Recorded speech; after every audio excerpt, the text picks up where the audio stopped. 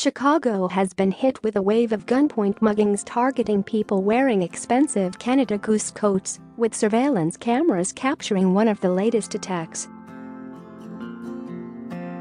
The surveillance footage shot on Wednesday at around 8:30 p.m. shows a trio of armed thugs accosting a 53-year-old man on the 2100 block of China Place in Chicago's South Loop neighborhood.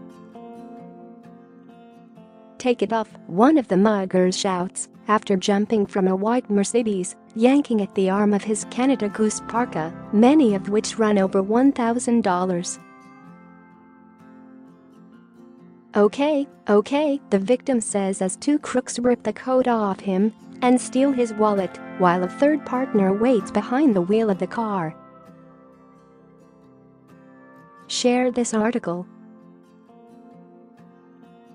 Share.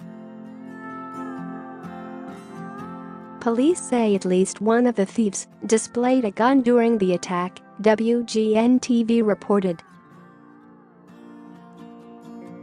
Then about 20 minutes later, a 23-year-old man was assaulted just a block away, also by two men who jumped out of a white Mercedes and demanded his coat. It follows a rash of other attacks with the same signature during morning rush hour last week in various parts of the city. In those robberies, 3 men in a stolen Audi attacked 2 victims for their Canada Goose coats in the River North area on Tuesday around 7:50 a.m. in one case making off with a mere knockoff of the pricey parka. Minutes later, the crew robbed a man for his Canada Goose coat at gunpoint in Wicker Park, also snatching his laptop bag. Police said in a community alert that the same men are suspected in 3 similar robberies last week in Hyde Park, the South Side home of the University of Chicago.